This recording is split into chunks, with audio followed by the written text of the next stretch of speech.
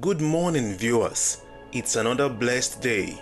You're welcome to the Daily Fountain Devotional Summary, a daily devotional guide for a close relationship with God. This is a summary of the Daily Fountain Devotional of the Anglican Communion. This summary is by Hope Eleosi Onekpe. You are welcome. Hello, good day. You are welcome to the Daily Fountain Morning Devotion. This summary intends to bring to us understanding to God's words by the help of the Holy Spirit. Today is Tuesday, the 15th of April 2025, Tuesday in the Holy Week. And the topic for today's devotion is an example in humility. Let's bow our heads as we pray. Loving God, we have come to learn from you today again, to know you more and to love you better, to walk in spirit and truth, to grow in grace and in the knowledge of our Savior Jesus Christ. Lord, we want to love others as you love us. Lord, let our life be a true testimony to the world that we are your children, your friend, your bond servant, so that our lives may bring honor to your name. In Jesus' name we pray. Amen. Our text for today is the book of John 13. We'll be reading from verse 1 to 20. John chapter 13, verses 1 to 20 reads, It was just before the Passover festival. Jesus knew that the hour had come for him to leave this world and go to the Father. Having loved his own who were in the world, he loved them to the end. The evening meal was in progress, and the devil had already prompted Judas, the son of Simon Iscariot, to betray Jesus. Jesus knew that the Father had put all things under his power, and that he had come from God and was returning to God. So he got up from the meal, took off his outer clothing, and wrapped a towel round his waist. After that, he poured water into a basin and began to wash his disciples' feet, drying them with the towel that was wrapped round him. He came to Simon Peter, who said to him, Lord, are you going to wash my feet? Jesus replied, You do not realize now what I am doing, but later you will understand. No, said Peter, you shall never wash my feet. Jesus answered, Unless I wash you, you have no part with me. Then Lord, Simon Peter replied, Not just my feet, but my hands and my head as well. Jesus answered, Those who have had a bath need only to wash their feet. Their whole body is clean, and you are clean, though not every one of you. For he knew who was going to betray him, and that was why he said not everyone was clean. When he had finished washing their feet, he put on his clothes and returned to his place. Do you understand what I have done for you? He asked them. You call me teacher and Lord, and rightly so, for that is what I am. Now that I, your Lord and teacher, have washed your feet, you also should wash one another's feet. I have set you an example that you should do as I have done for you. Very truly I tell you, no servant is greater than his master, nor is a messenger greater than the one who sent him. Now that you know these things, you will be blessed if you do them. I am not referring to all of you. I know those I have chosen. But this is to fulfill this passage of scripture. He who shared my bread has turned against me. I am telling you now before it happens, so that when it does happen, you will believe that I am who I am. Very truly I tell you, whoever accepts anyone I send accepts me, and whoever accepts me accepts the one who sent me. This is the word of God. Thanks be to God. Praise the Lord. Once again, our topic for today says, an example in humility. The body of our today's guide says, in Jesus' time, the roads and streets were often dusty, so people had to wash their feet before entering into public places. There were also ceremonial washings required by the law and traditions of the elders. Mark chapter 7 verses 3 to 4. Water pots were usually kept at the entrance of buildings for that purpose. See John chapter 2 verse 6. The washing was done personally by each person or by a servant, but never by a rabbi or master for the servant. This explains Peter's initial refusal to be washed by Jesus. But when Jesus said, "If I do not wash you, you have no part with me," Peter requested for his feet, hands, and head to be washed. Some people follow this example in a purely physical sense and embark on feet washing ceremonies during the Holy Week. But it should go beyond that. The Lord teaches us to walk in His steps by being ready to serve others rather than being served. 1 Peter chapter 2 verses 21 to 24. The Lord teaches us not to lord it over those under us, whether at home, church, or place of work.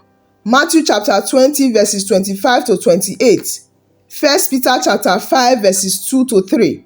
Can you think of areas in your life where you have not been an example in humility? Make a positive change today.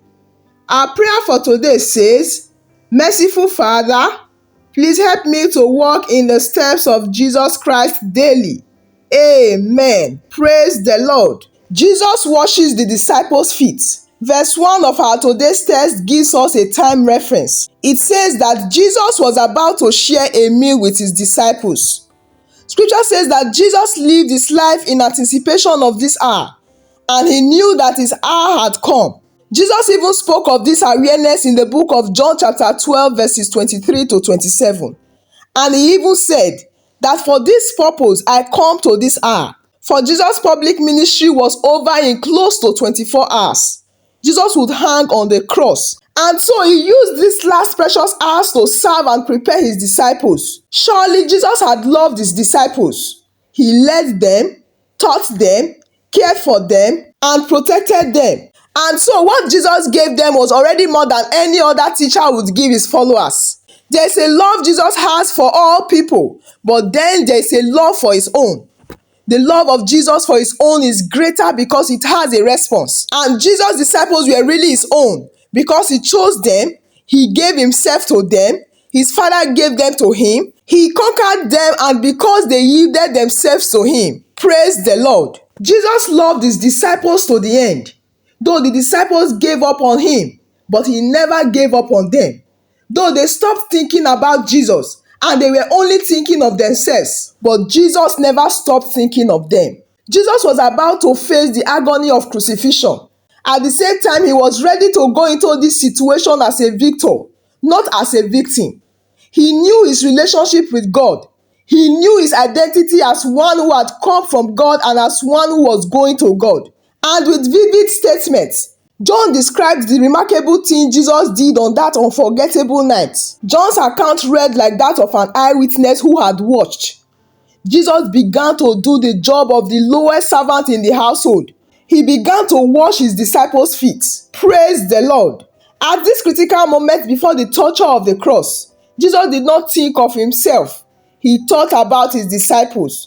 After all, Jesus' disciples treated him badly and were about to treat him even worse, forsaking him completely. Yet he loved them. Jesus completely gave himself to washing their feet. First, he rose from supper. Then he laid aside his garment, which had to remind him of what waited in just a few hours, when he would be stripped of his garments and be crucified. He took a towel, gathered himself, and finally poured water into a basin. If Jesus wanted to just display the image of a master, he would have had a servant or even the disciples to do all the preparation work. But it was absolutely unthinkable that the master would wash his disciples' feet. Praise the Lord. Scripture tells us that as Jesus went around the table washing and drying the feet of his disciples, the book of Luke chapter 22 verse 24 says that the disciples entered the room debating who was the greatest. Customary, it is the lowest servant of the house that washes the feet of the guests as they come into the house, especially for a formal meal. But Jesus acted out a parable for the disciples. Jesus knew action speaks louder than words. So when he wanted to teach the proud, arguing disciples about true humility, he did not just say it, he showed it. In verse 9, Peter tells Jesus to wash him completely. But he was also reluctant to let Jesus do as he wanted. He wanted to tell Jesus what to do, but sometimes we show a servant heart by accepting the service of others for us. If we only serve and refuse to be served, it can be a sign of deeply rooted and well-hidden pride. Because a man's humility does not begin with the giving of service. It begins with the readiness to receive it. So, speaking in the biblical tradition of using physical washing as an illustration of spiritual cleansing, Jesus taught his disciples that there is an initial bathing that is distinct from an ongoing washing. We need to be bathed by our trust in Jesus and what he did for us on the cross. As followers of Christ, we must continually have our feet washed in ongoing relationship with Jesus. Jesus' entire life was a lesson and example to the disciples. In today's passage, John chapter 13 verses 1 to 20, Jesus felt it was important to specifically draw attention to the lesson of what he had done. The washing of his disciples' feet meant something, and Jesus would not leave the understanding of that up to chance. Jesus is encouraging his followers today to be committed to him. He commands us to show the same humble, sacrificial love to one another. We should follow Jesus in his attitude and action, more so for those who desire to be leaders among God's people. If there's any deed of kindness or love that we can do for the very meanest and most obscure of God's people, we ought to be willing to do it, to be servants to God's servants. And if it is done with the right heart, it can be blessings on us.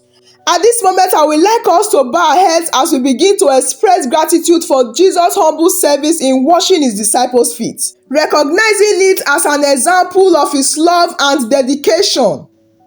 Right now, let's pray for the ability to emulate Christ's humility and to find opportunities to serve others, mirroring his example of self-services.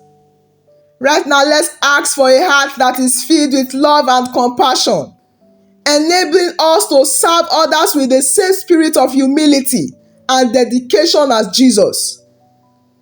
At this time, pray to be aware of the needs of those around you and to be empowered to meet those needs with love and service, following Jesus' example.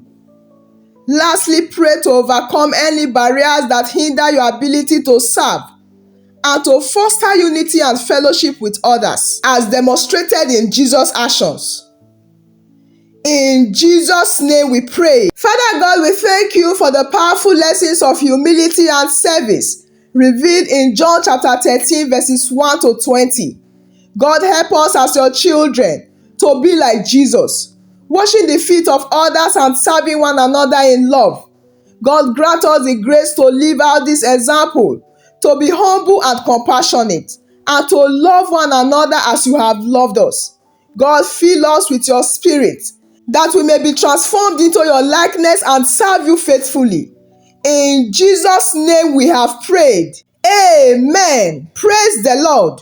I want to use this opportunity to appreciate my viewers for joining us today.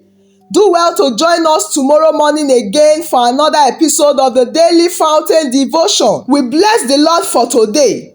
As you go into this day, you will be victorious in Jesus' name. Do remember that you are loved greatly and have a blessed day. Thank you for joining us today. If you have been blessed and would like to have more of this, consider liking and subscribing.